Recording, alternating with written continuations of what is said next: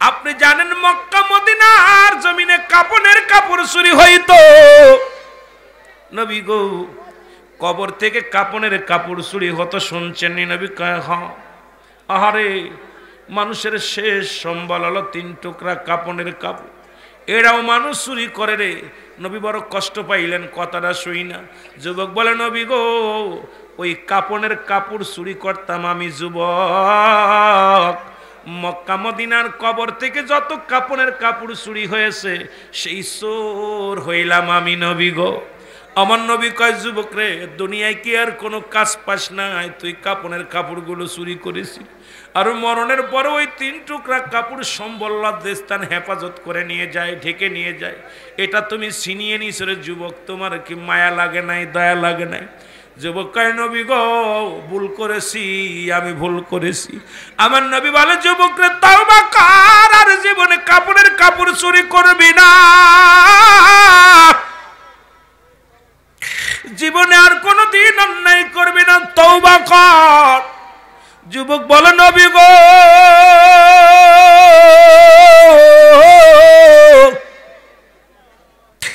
আমি তওবা করলে আমার গুনাহ মাফ হবে না। ও যুবক, একটু দেরের কান্ডা লাগা শোন। বলে, নবী গো, আমার মন বলে আমি তওবা করলে আমার গুনাহ মাফ হবে না। নবীজি বলে, যুবক রে, কি আপন অপরাধ করেছি রে যুবক? নবী গো, অনেক দিন যাবত মক্কা মদিনায় কোনো মানুষ মরে না, আমিও কাপনের কাপড় চুরি করতে পারি না নবী গো। নবী গো, অনেক দিন পরে শুনলাম এই এলাকার মধ্যে এক মহিলা মারা গেছে।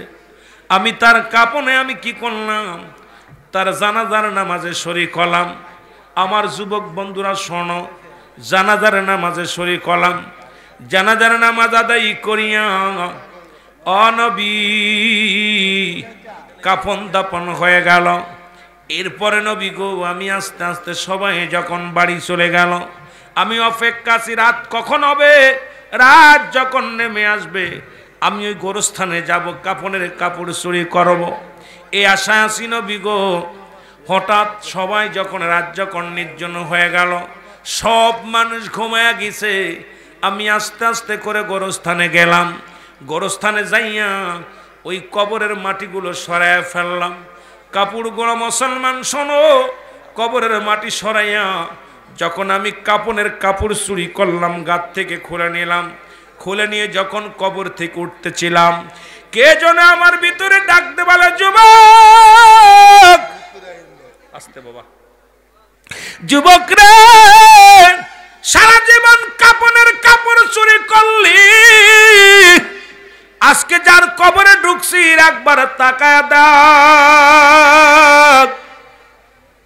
এত সুন্দর নারী জীবনে দেখিস নাই, যেমন রূপবতী গুণবতী। যুবক, অন্যায় কর, অন্যায় কর, পৃথিবীর কেউ তোরে বাধা দিবে না। ও যুবক, অন্যায় কর, অন্যায় কর। ইয়া রাসূলুল্লাহ, ইয়া হাবিবাল্লাহ, সঙ্গে সঙ্গে আমি যুবতীর সঙ্গে জিনায় লিপ্ত হয়ে গেলাম কবরের মধ্যে। বাবারে, আমার ওয়াজটা আমি একাধিকবার করেছি, আবারও আমি যুবক ভাইদের জন্য বলে যাই। আরে বাংলাদেশে এত মুসলমান থাকতে, অমুসলমান চট্টগ্রাম মেডিকেল কলেজ হাসপাতালে হয় জিনা। এত মুসলমান থাকতে ঢাকা মেডিকেল কলেজে হয় জিনা। ওরে মুসলমান মারা গেছে বিষ খাইয়া, আলামত হলো জিনা। মারা গেছে গলায় দড়ি নিয়ে, আলামত হলো জিনা। আমার যুবক বন্ধুরা অনেকেই ফেসবুকের মধ্যে দেখছেন, এবার যখন ডাক্তারেরা চিন্তায় পড়ে গেলেন, মারা গেছে বিষ খায়া, মারা গেছে গলায় দড়ি নিয়ে, হত্যা হয়েছে, কিন্তু কেন রে জিনার আলামত দেখা যায় কেন?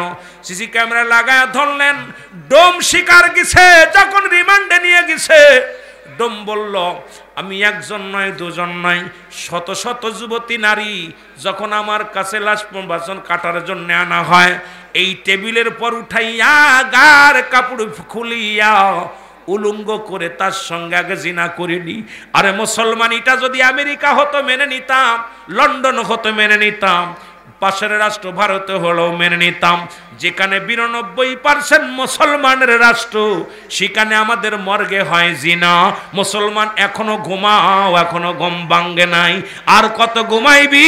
আল্লাহর কাছে কি জবাব দিবি? জবাব দিতে পারবি না। জোরে বলেন ঠিক কিনা? মহব্বতের সঙ্গে দুরূদ শরীফ পড়েন আল্লাহুম্মা।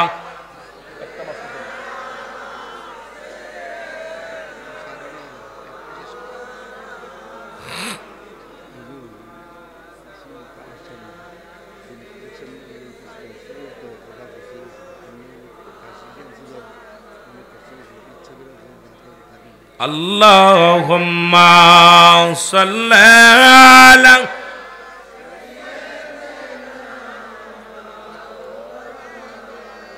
ওয়ালা আলি সাইয়্যিদিনা। যুবক ডাক দিয়ে বলে নবী গো,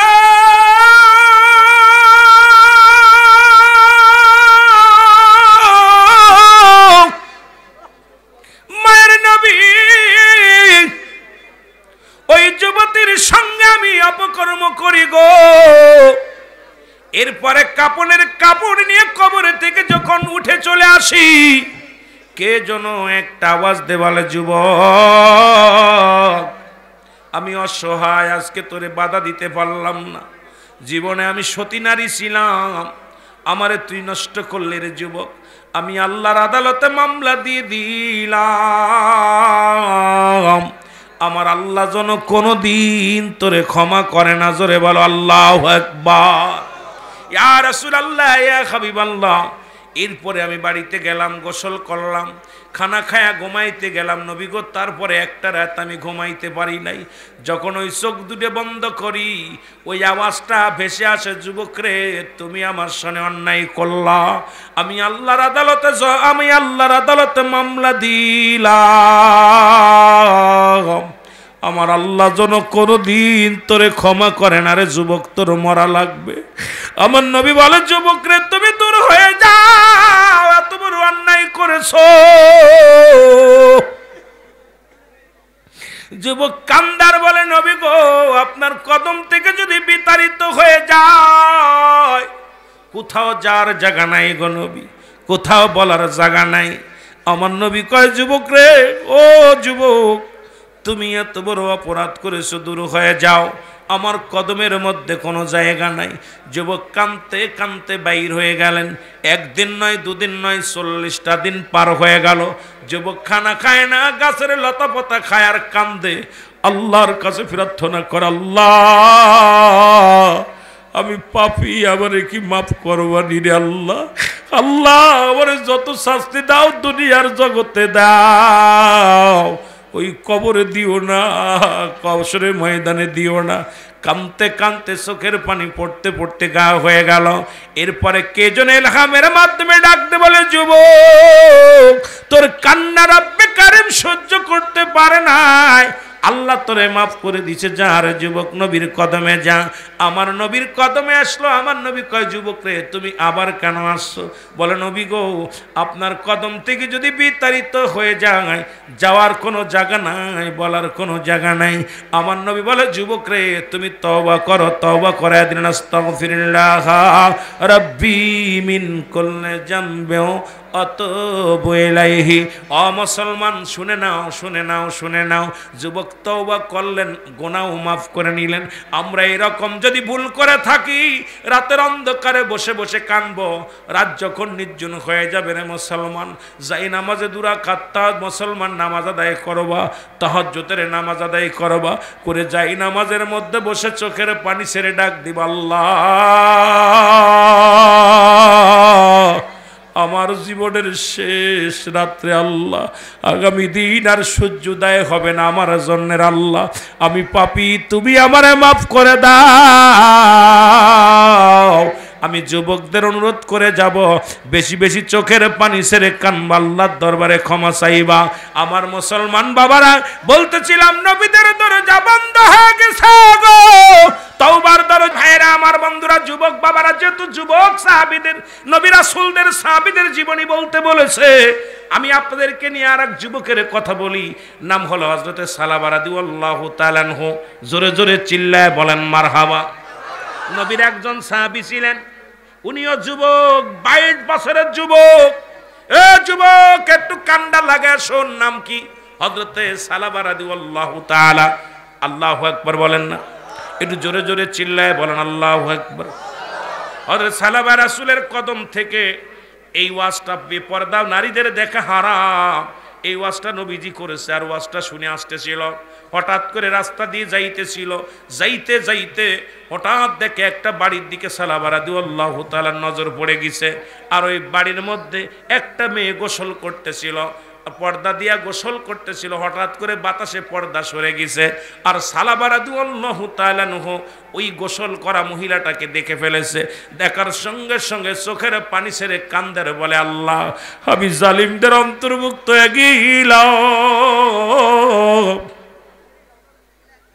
আল্লাহ আমি কেন ওদিকে তাকাইলাম? আমার বিরুদ্ধে যদি কোনো কোরআনের আয়াত নাজিল হয়, আমার বিরুদ্ধে যদি কোনো হাদিস হয়, যদি জিবরিল আমিন আমার নবীর খবরটা দেয়, আমি নবীর সাহাবী, আমি মুসলমান হইয়া একটা বেগানার গোসল করা, বেগানা নারীর গোসল করা দেখে ফেলেছি। আজকে আমার দেশের কত মেয়েরা ঘাটে গোসল করে, নদীতে যাওয়ার কায়দা নাই। নদীর ঘাটে গেলে মেয়েরা কাপড় বদলায় নদীর ঘাটে দাঁড়ায়া। আরে মুসলমান গভীর, আপনাদের এলাকায় কেমন জানি না, তবে আমাদের এলাকায় দেখেছি মেয়েদের কারণে গাঙ্গের ঘাটে যাওয়া যায় না, নদীর ঘাটে যাওয়া যায় না। ওই যে মুসলমান পুকুর পাড়েও কোনো পর্দা নাই। আজকে মুসলমানের বাড়ি থেকে পর্দা চলে গেছে, জোরে বলেন ঠিক কিনা? আমার বাবারা, আমার বন্ধুরা, আমার হয়তো অনেকে কষ্ট পাবেন, তবুও বলতে হবে নবীর সাহাবী হযরত সালাবা রাদিয়াল্লাহু তাআলা আনহু উনি কাঁদতে কাঁদতে চোখের পানি ছেড়ে বলে, না না আমি নবীর সামনে যাব না, এই মুখ আমি কেমনে নবীরে দেখাইব? যে চোখ দিয়ে আমি বেগানা নারী দেখে ফেললাম, আমার আল্লাহ যদি কোরআনের কোন আয়াত নাজিল করে ফেলে, আমি আল্লাহর কাছে কি জবাব দিব? সালাবা রাদিয়াল্লাহু তাআলা কাঁদতে কাঁদতে চলে গেলেন জঙ্গলার দিকে, পাহাড়ি অঞ্চলে চলে গেলেন। এরে মা চলে যায় নবীজির কাছে। জিবরিল আমিন আমার আল্লাহ ডাকতে বলে, জিবরিল আমার হাবিব রে যে বলো সালাবা রাদিয়াল্লাহু তাআলার দিকে নজর করতে। আলেমরা শোনো, আজকে যদি ওয়াজ করি, এই পর্দার ওয়াজ করি, অধিকাংশ আলেম ধরা পড়ে যাবে। বেগানা নারী নিয়ে চাকরি করো, অফিসের মধ্যে বইয়া, অফিসে বসে ছুটি হইলে টিফিন টাইমে বেগানা নারী নিয়া বলো নারী চাকরি করা জায়েজ আছে, আমিও মানলাম, তবে ইসলামের বিধান অনুযায়ী কয়টা নারী আজকে অনুযায়ী চলো, কয়টা নারী সেই বিধান মানো, ইসলামের বিধান মানো। এই বেড়ার বাইরে কথা গেলে সেই মহিলাকে তালাক দেওয়া জায়েজ। এই ওয়াজ যদি করি বাংলাদেশে চলবে না, কারণ এখন নারী শোষিত বাংলাদেশ। এই দেশে মুসলমান শোনো, টায়ের উপরে টিউ উঠে গেছে রে মুসলমান। এতদিন জানতাম টায়ের থাকে উপরে, টিউ থাকে ভিতরে। এখন বাংলাদেশে দেখি রে মুসলমান, টায়ের গেছে ভিতরে, টিউ গেছে উপরে। জোরে কোন ঠিক কিনা? রাগ করেন? কথাগুলো যদিও শুনতে খারাপ লাগে, আমি কোনো বানোয়াট কোনো গল্প করতেছি না। গল্পগুলো শোনেন নবী সাহাবীদের জীবনী শোনেন, শোনেন। আমরা ছোটবেলা শুনছি টিউ থাকে ভিতরে, টায়ার থাকে উপরে। টায়ার আঘাত সহ্য করতে পারে, টিউ কিন্তু আঘাত সহ্য করতে পারে না। টিউ কোনো রকম টোকা লাগলেই লিক হয়ে যায়। জোরে কোন ঠিক কিনা? নারী জাতি তো নরম মোমের মতো গইলা যায়, কথা বুঝেননি? এদেরকে দিয়া যদি দেশ পরিচালনা করি, এদেরকে দিয়া যদি সমাজ পরিচালনা করি, এদের দিয়া যে বাড়িতে নারী নেতৃত্ব চলে, ওই বাড়ির সর্বনাশ 12 বেজে যায়। জোরে কোন ঠিক কিনা? কথা কন না কেন? এদেরকে আমরা মায়ের জাতি, এদেরকে সম্মান করি। এদের পেট থেকে মা, মা গো, তোদের পেট থেকে নবী রাসূল আসছে, সাহাবী ইকরাম আসছেন, ওলি আল্লাহ আসছেন, আল্লাহর ওলিরা আসছেন, হাফেজ আসছে, কারি আছে, মৌলবী আসছে। তোরা সম্মানী জাতি, কিন্তু তোদের অবস্থা এখনোই না। বাবা রে বাবা, কি তারে কইতাম, বাংলাদেশের দোয়েল পাখি নাম শুনছেন? দোয়েল পাখি, দোয়েল পাখি যদি জানতো যে আমি বাংলাদেশের জাতীয় পাখি, ও জীবনে ময়লার পর পড়তো না। কথা কয় না কেন?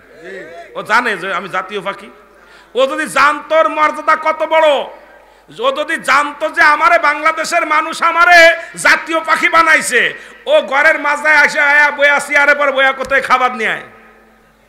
ও জানে না যে ওর মর্যাদা কত বড়, এই জন্যই পায়খানার পর ময়লার পর পড়ে। জোরে বলেন ঠিক কিনা?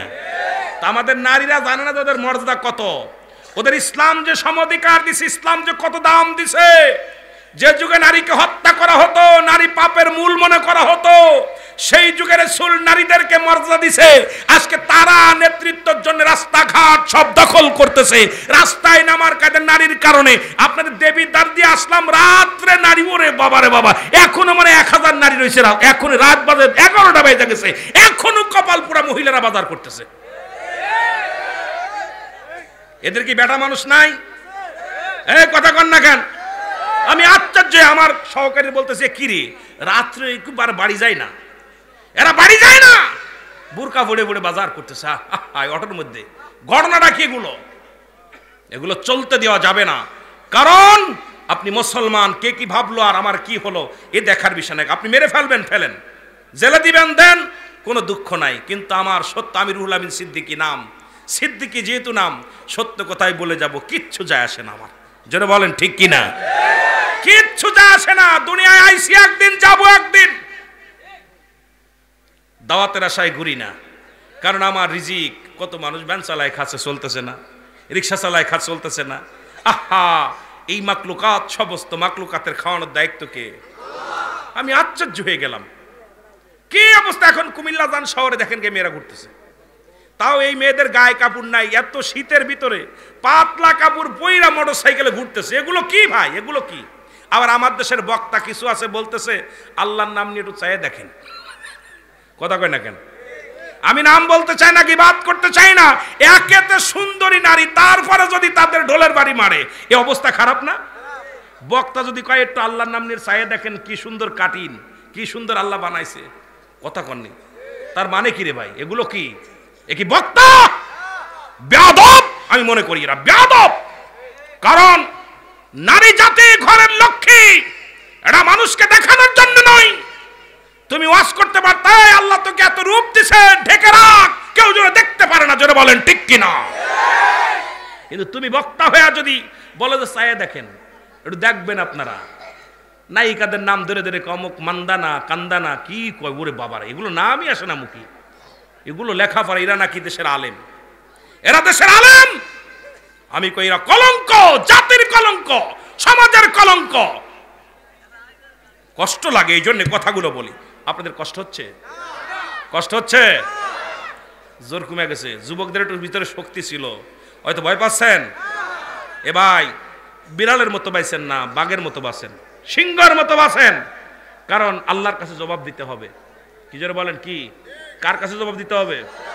জোরে বলেন, জোরে বলেন, কার কাছে দিতে পারবেন? জবাব দিতে পারবেন? জবাব দিতে পারবেন। আমার ভাইয়েরা, আমার বন্ধুরা, আমার নবীজি সাহাবীদের বলে, ও আমার সাহাবীরা, আমার সাহাবা রাদিয়াল্লাহু তাআলা কই, আমার সাহাবী কই? সাহাবীরা বলে, নবী গো, আমরা তো অনেক দিন হয়ে গেল তারা দেখি না। নবী কয়, খবর নাও। খবর নেওয়া হলো, খোঁজ পায় না। নবী ডাকতে বলে, আবু বকর রে, আয় আমার কাছে আয়। হযরত আবু বকর সাথে কাছে আসলেন। নবী ডাকতে বলে, উমর রে, তুই আমার কাছে আয়। রাসূলুল্লাহর কাছে উমর আসলেন। নবীজি ডাকতে বলেন, আলী রে, আয় আমার কাছে আয়। আমার বাজানেরা শোনো, নবীর সাহাবীদের কথাগুলো শোনো। নবীজি ডাকতে বলেন, আবু বকর, আবু বকর রে, আমি নবী তোমারে বলি, আলী, আমি নবী তোমারে বলি, ও আমার আবু, আমার উমর রে শোনো, উমর রে শোনো, তোমরা আমার সালাবারে খুঁজে বাইর করো। আমার সালাবারে সারা আমার ভালো লাগে না। আমার সালাবারা রাদিয়াল্লাহু তাআলা কি খুঁজে বাইর করো। জোরে জোরে চিল্লায় বল আল্লাহু আকবার। নবীজি হুকুম দিলেন, সাহাবীরা খুঁজতে লাগলেন। মক্কা মদিনার জমিনে তন্ন তন্ন করে খোঁজা শুরু হলো। ওয়াজ শোনেন, সারা জীবন শুনছেন, আমি একটু কথা বলে যাই। হয়তো অনেকে জানেন, তারপরও জানানো কথা বলে যায়। নবীর সাহাবীরা খুঁজতে লাগলেন, খুঁজতে খুঁজতে পাগল পারাপার হয়ে গেলেন, কিন্তু সাহাবীরে পায় না। চলে গেলেন মরু প্রান্তরে, রাখাল গেরে ডাকতে বলে, রাখালেরা রে, তোমরা কি সালাবারে দেখছো? রাখালেরা বলে, তোমরা কারা গো? আমরা মক্কা থেকে আসছি, আমরা নবীর সাহাবী, আমার নাম হযরত আবু বকর সিদ্দিক রাদিয়াল্লাহু তাআলা আনহু, আমার নাম হযরত আলী রাদিয়াল্লাহু তাআলা আনহু। এ মুসলমান, ডাকতে বলে, রাখালিরা রে, তোমরা কি সালাবা নামে কোনো আশেকরে দেখছো? রাখালেরা বলে, ভাই সালাবারে তো চিনি না, তবে একজন কান্দনগত যুবকরে দেখছি। এই যুবক এত কান্দা কান্দা,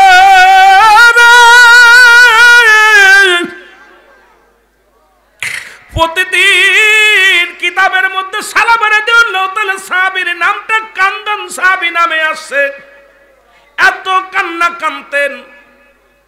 রাখালিরা বলে, ভাই একজন যুবক, লম্বা এতখানি, গায়ের রং এইরকম, প্রতিদিন সকাল বেলা এসে পাহাড়ে উঠে যায়, ওই পাহাড়ের ডেলায় বসে বসে কান্দে। এই কানতে কানতে চোখের পানি পড়তে পড়তে গা হয়ে গেছে। এই কান্দন সাহাবীর কান্না দেখে আমাদের পশুগুলো খানা খায় না। এই কান্না মানুষটার কান্না দেখে আমাদের উটগুলো খানা খায় না, আমাদের বকরিগুলো খানা খায় না। দেখি খালি কান্দার বলে, আল্লাহ তুমি আমার মাফ করছো রে, আল্লাহ তুমি আমার মাফ করছো রে, রব্বে কারীম আমার কি তুমি মাফ করছো রে? জোরে জোরে চিল্লায় বলো আল্লাহু আকবার। এর মদের গুনাহ মাফ করছো নি ও গো ইলাহি, আমার গুনাহ মাফ করছো নি, বলেন আমার গুনাহ মাফ করছো নি ও গো ইলাহি, মা বাবার গুনাহ মাফ ও ইলাহি।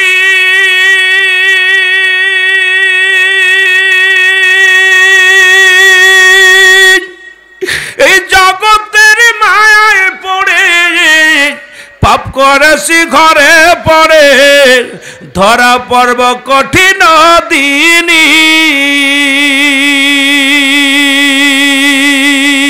ওই হাসরের ময়দানে যদি গোলাম ধরা পড়ে, সেদিন আমি পার পাবনি ও গো ইলাহি, মদের গুনাহ মাফ করছনি, বলেন মদের গুনাহ মাফ করছনি ও গো ইলাহি, মদের গুনাহ।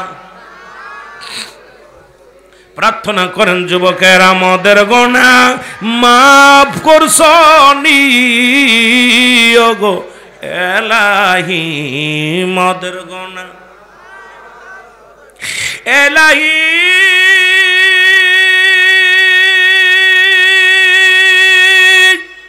সংসারের মায়ায় পড়ে পাপ করেছি জনম ভরে ইলাহি, সংসারের মায়ায় পড়ে পাপ করেছি জীবন ভরে, কবরেতে কি হবে গতি, আমার আসরেতে কি হবে গতি ও গো ইলাহি, আমার গুনাহ মাফ করছনি, বলো আমার গুনাহ মাফ ও গো ইলাহি, আমার গুনাহ ইলাহি।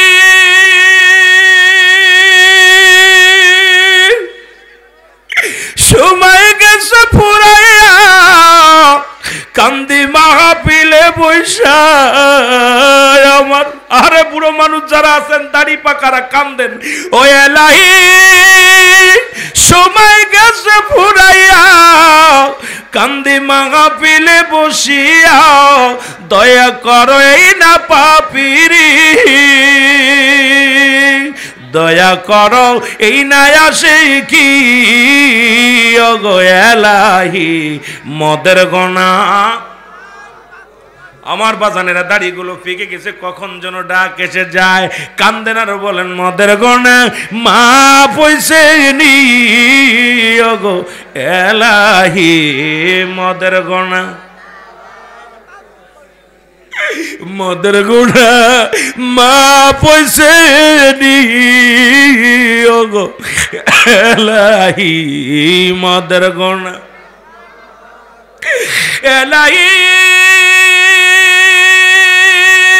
পাপের দেহ মাটিতে রাখবে যখন সকলে, আমার পাপের দেহ মাটিতে রাখবে যখন সকলে, কি জবাব দিব ঘোর অন্ধকারী ওগো এলাহি মদের গোনা মা পাইসিনি।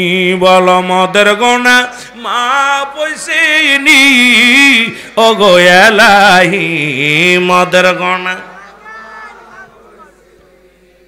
আল্লাহ নবীর সাহাবী ডাকতে বলেন এরা কালির রে ওই কান্দন ব্যক্তি কোথায় রে? বলে নবীর সাহাবীরা রে শোনো, এই ব্যক্তি এমন কান্নাকাটি দেখিয়া আমরা একটা পাতিলের মধ্যে দুধ নিয়ে দিছিলাম আমাদের বকরি থেকে, ওরে কানতে কানতে দুধ আর পানি এক হয়ে গেছে, যতটুকু দুধ দিছি তার দ্বিগুণ পানি হয়ে গেছে, চোখের পানি পড়ে পড়ে বাসায় ফেলেছে। লোকটার গায়ে কোনো বল না, হাঁটতে পারে না, অনেক কষ্ট করে পাহাড়ের উপর ওঠে। আবার যখন সন্ধ্যা লেগে যায় কানতে কানতে ওই লোকটা চলে যায়। নবীর সাহাবীরা হযরতে ও মুসলমান শুনে নাও শুনে নাও, হযরতে ওমর ফারুক রাদিয়াল্লাহু তাআলা ডাক দে বলে রাখালেরা রে এ আর কেউ নয় আল্লাহু আকবার। দৌড়ে গেলেন সাহাবীরা, দৌড়ে চলে গেলেন আল্লাহর নবীর সাহাবীরা চলে গেলেন সাহাবীর কাছে, যা দেখে সালাবা সিজদায় পড়ে কান্দে। হযরত ওমর ফারুক হযরত আলী রাদিয়াল্লাহু তাআলা দুজনেই ডাক দে বলে সালাবা রে তুমি কেন এই পানির মধ্যে কান্দো? সালাবা বলে ও আমার নবীর সাহাবীরা রে, আগে আমি জানতে চাই আমার বিপক্ষে আমার জন্য কোন কোরআনের আয়াত নাজিল হয়েছে কিনা, আমার জন্য কোন হাদিস নাজিল হয়েছে কিনা বলো। নবীর সাহাবীরা কয় সালাবা রে কি বলতে চাও? তোমার বিপক্ষে হাদিস কেন আসবে? তোমার বিপক্ষে কেন তোমার কি আসবে? কোরআনের আয়াত আসবে। সালাবা কয় নবীর সাহাবীরা রে আমি বড্ড ভুল করেছি, আমার এই চোখ দিয়া বেগানা নারী দেখে ফেলেছি। আরে যুবক শোন, আরে যুবক শোন, দুনিয়ার যুবকেরা শোন। সালাবা কান্দার বলে নবীর সাহাবীরা রে আমি জোহরের নামাজ বাদে বাড়ির দিকে আসতেছিলাম, ওই বাড়ির মধ্যে আসতে যাইতে যে দেখি রে মুসলমান রাস্তা দিয়ে আসতে পথে এক মহিলার গোসল করা অবস্থায় দেখে ফেলেছি। আমি এটা কখনো প্রস্তুতি ছিলাম না, পর্দা সরে গেছে যার কারণে আমি দেখে ফেলেছি। এখন আমার আল্লাহ কি আমার মাফ করছেন, আমার নবী কি মাফ করবেনি? বলে সালাবা রে তোমার জন্য কোনো আয়াত নাজিল হয় নাই, তোমার জন্য কোনো হাদিস নবীজি বলে নাই, তাড়াতাড়ি চলো রাসূলুল্লাহর কদমে, জোরে জোরে চিল্লায় বলো আল্লাহু আকবার। মহব্বতের সঙ্গে দুরূদ শরীফ পড়েন আল্লাহুম্মা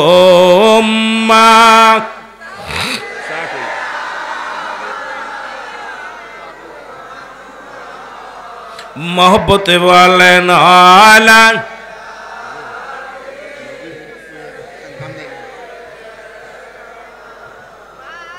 মুহাম্মদ বলো আল্লাহুম্মা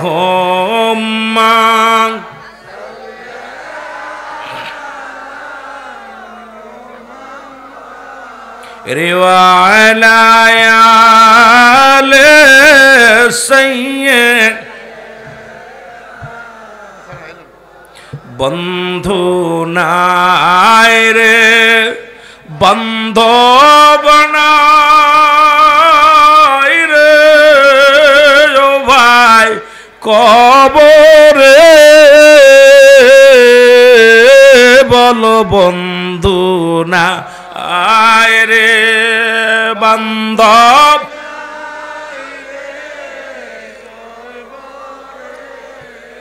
ওই কবরে একলা থাকবো কেমনে আল্লাহ।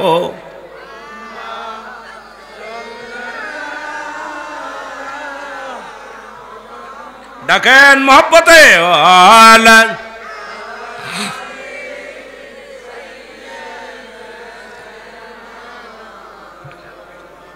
এই না দুরুদ পরগমিন সকলে নবীর দুরুদ পরগমিন সকলে ওরে সাফায়াত করিবেন নবী মিজানে আল্লাহুম্মা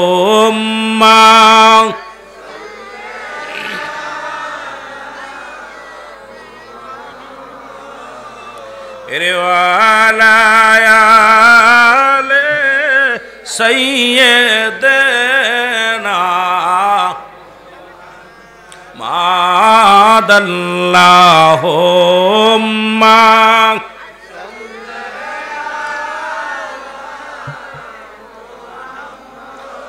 রে ওয়ালা আলে সাইয়্যিদানা। এ দুনিয়ার মুসলমান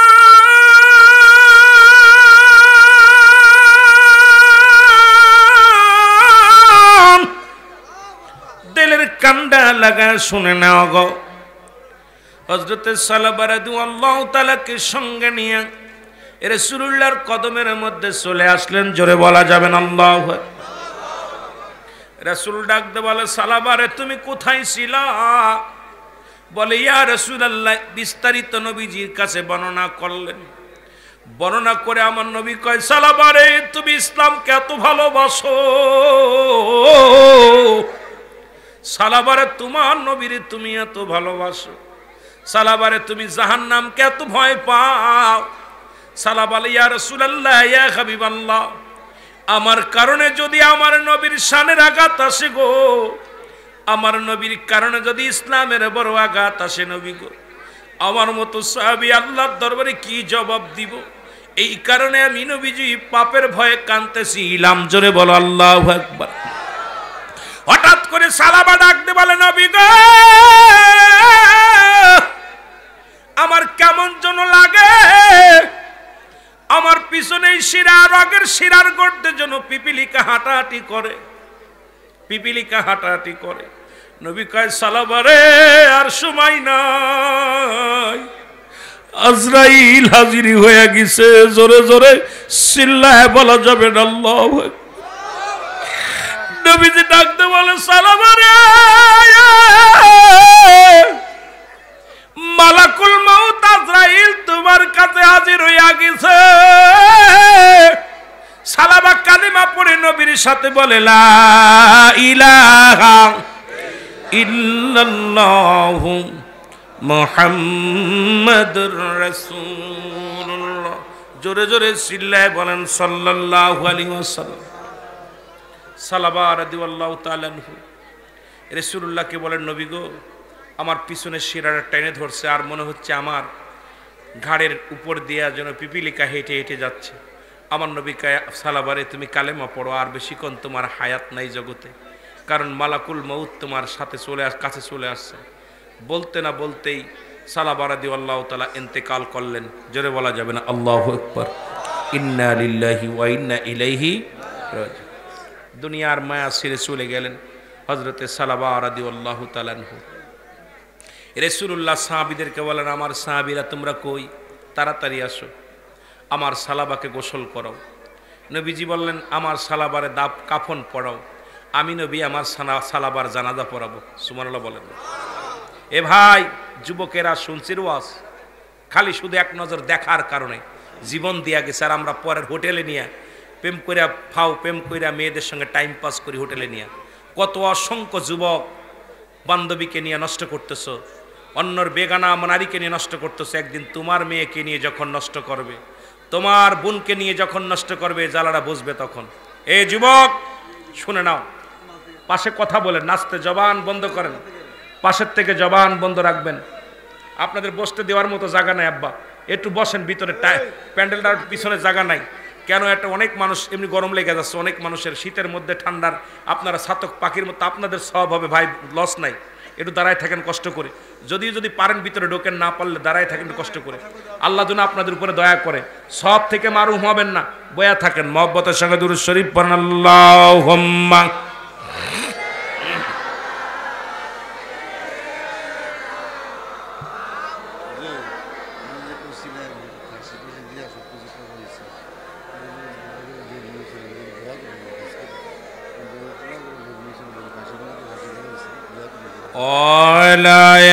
আলি সাইয়্যিদিনা সালাবা রাদিয়াল্লাহু তাআলা ইন্তেকাল করলেন। যুবক খেয়াল করে দিকে মারা গেলেন নবীজি, তারে কোনো জানাজার নামাজের জন্য। নবী বললেন, সাহাবীরা রে, আমার সালাবার লাশখানা তোমরা খাটে উঠাও। খাটে উঠানো হলো, নিয়ে যাও বড় একটা ময়দানে নিয়ে যাও, জানাজা পড়ানো হবে।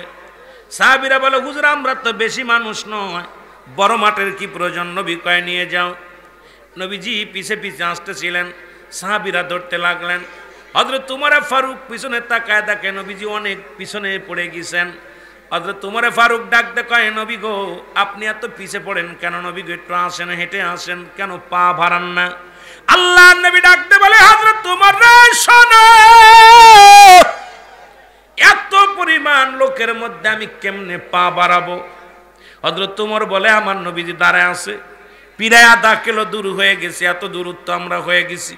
নবীজি বলতেছেন, উমর রে, ও উমর আমি কেমনে পা বাড়াবো? কারণ অসংখ্য লোকের ভিড়ের মধ্যে আমি আগাইতে পারছি না। সুবহানাল্লাহ, আরো জোরে। হযরত উমর ফারুক বলে, আমি নবীকে জিগাইলাম, ইয়া রাসূলুল্লাহ ইয়া হাবিবাল্লাহ, পাশে এসে বললাম, ইয়া রাসূলুল্লাহ ইয়া হাবিবাল্লাহ, কি বলতে চান নবী গো? আমার নবী মিসকেটটা এসে বলেন, উমর রে, তুমি দেখতে পারছো না রে উমর, অসংখ্য আসমানের জমিনের ফেরেশতারা সালাবার জানাজায় হাজির হয়ে গেছে। দেখো লক্ষ লক্ষ ফেরেশতারা আজকে সালাবার জানাজায় আমার আল্লাহ রাব্বুল আলামিন পাঠায়া দিছে।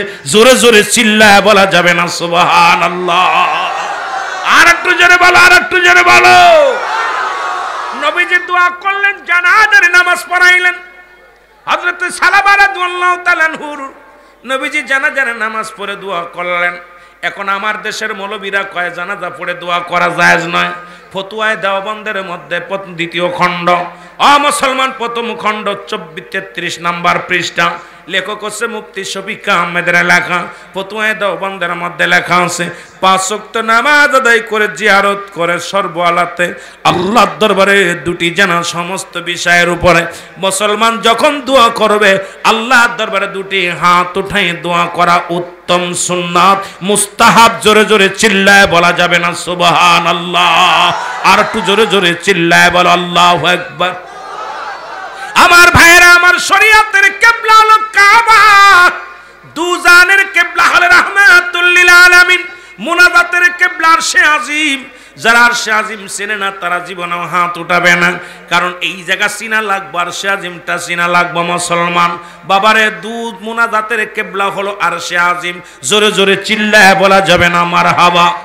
যে কথা বলতেছিলাম, রাসূলুল্লাহ দোয়া করলেন।